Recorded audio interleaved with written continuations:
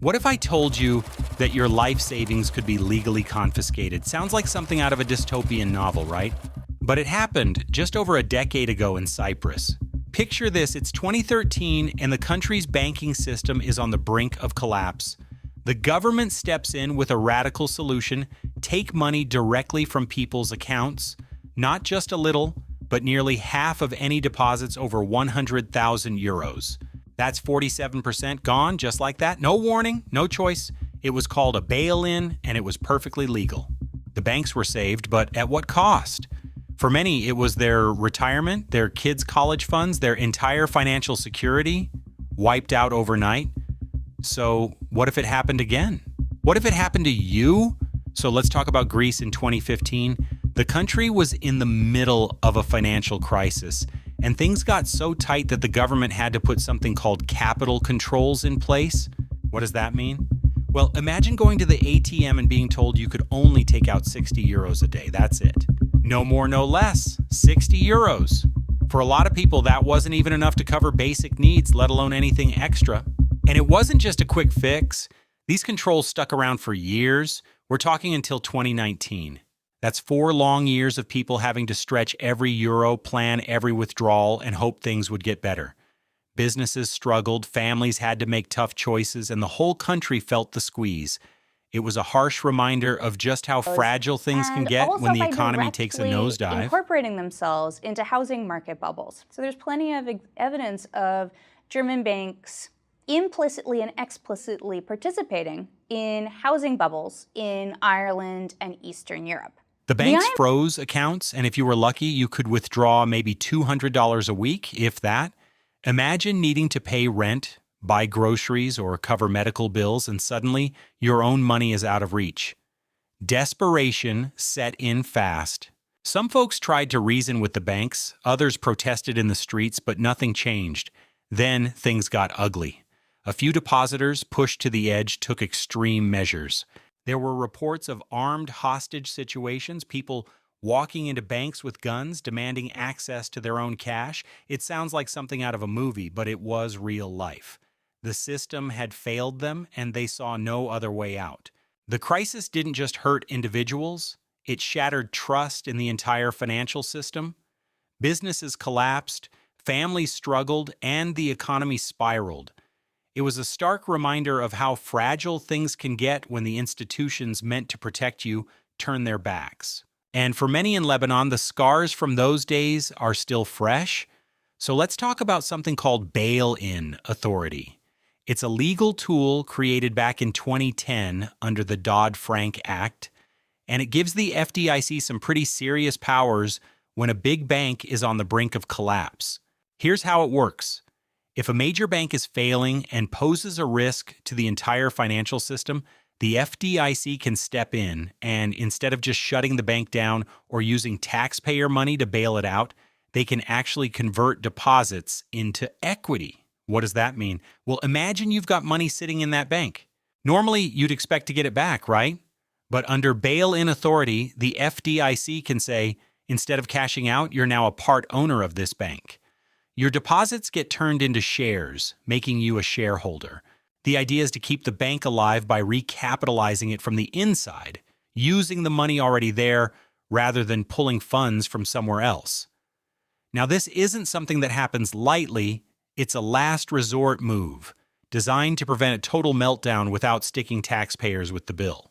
But it does mean that if things go south, your deposits might not stay deposits. They could become part of the bank's ownership structure. It's a way to stabilize the system, but it also shifts some of the risk onto depositors. When investors think of financial markets, the 2012, first thing that likely Cyprus comes to had mind become a is the financial stock powerhouse market. in its own right, at least on paper.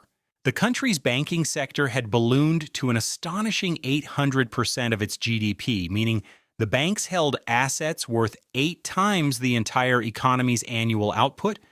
It was a house of cards built on cheap money, risky investments, and a reputation as a tax-friendly haven for foreign deposits, especially from Russia. But when the global financial crisis hit, those risky bets turned sour. The banks were drowning in bad loans, and the government couldn't afford to bail them out. Cyprus needed help, and fast. So in 2013, the Troika, the European Commission, the European Central Bank, and the International Monetary Fund stepped in with a rescue package. But there was a catch. To qualify for the bailout, Cyprus had to do something drastic. The government froze bank accounts and then did the unthinkable. They confiscated deposits. If you had over 100,000 euros in a Cypriot bank, a chunk of it was gone, seized to help recapitalize the failing banks.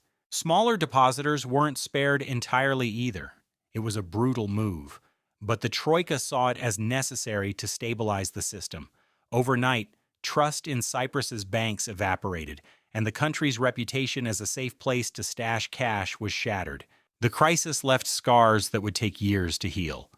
So here's the thing about those Greek bonds. Back in the day, they were offering some seriously high interest rates. I'm talking double digits, the kind of returns that make investors sit up and take notice. And who was paying attention? Well, Cypriot banks, for one. They saw those rates and thought, this is our ticket. So they poured money into Greek bonds, betting big on the idea that Greece would keep paying out. But here's the catch. High interest rates usually come with high risk. And in this case, that risk was Greece's shaky financial situation. When the country started struggling to pay its debts, those bonds turned from golden opportunities into financial anchors. Cypriot banks were left holding the bag, and suddenly, all that money they'd sunk into Greek debt wasn't looking so smart anymore. The fallout was brutal. Those investments went sour, and the banks took massive hits. That, in turn, shook the whole financial system in Cyprus.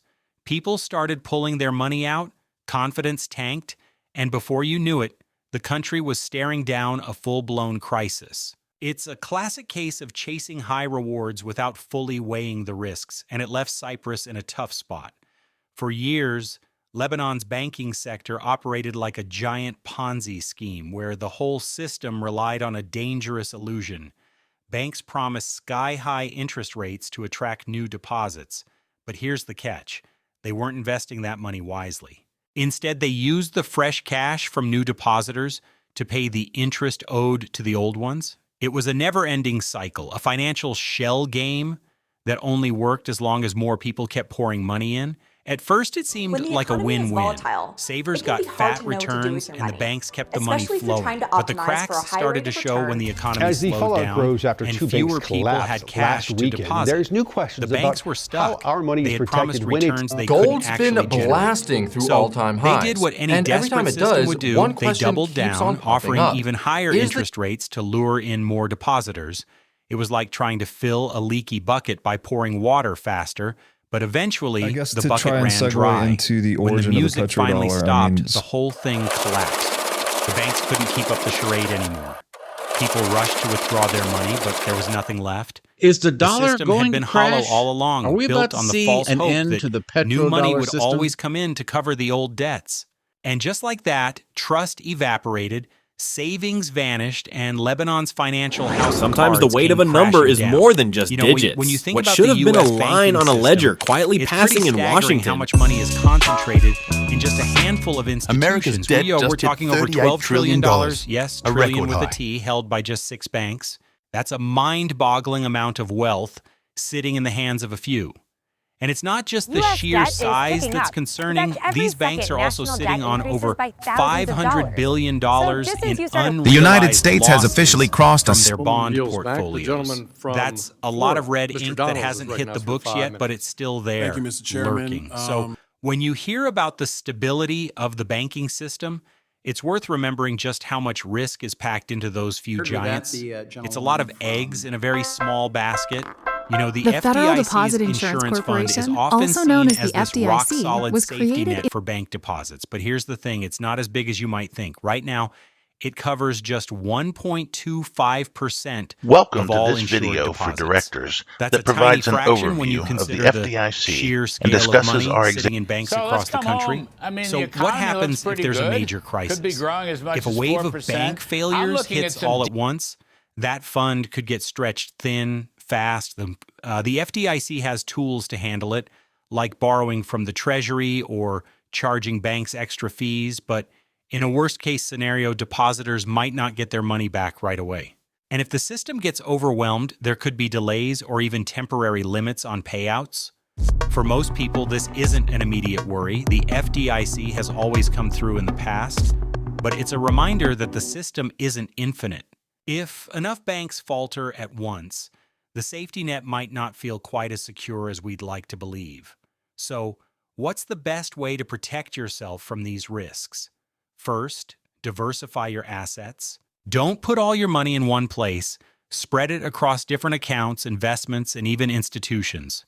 That way, if one bank hits a rough patch, you're not left high and dry. Next, stay informed. Banking regulations change and new protections might be put in place. Keep an eye on updates from financial authorities and don't hesitate to ask your bank questions if something seems unclear. Lastly, consider alternative financial strategies. Maybe that means keeping some cash on hand, exploring credit unions, or even looking into digital banking options. The key is to have a plan that works for you, not just the bank. Stay smart, stay prepared, and you'll be in a much stronger position no matter what comes your way. Here's what we've learned. Staying safe online isn't just about strong passwords, it's about being smart with every click. First, always double-check who's asking for your info. If something feels off, it probably is. Second, keep your software up to date. Those updates aren't just annoying pop-ups, they're patches for security holes. And third, use two-factor authentication whenever you can. It's like a second lock on your door. Now here's your quick prevention checklist. 1. Never reuse passwords. 2. Be skeptical of emails or messages asking for personal details, even if they look legit. 3. Back up your data regularly so you're not held hostage by ransomware. 4. Use a password manager to keep track of all those unique passwords. And 5. Trust your gut. If something seems too good to be true, it usually is. Stay sharp and you'll stay safe.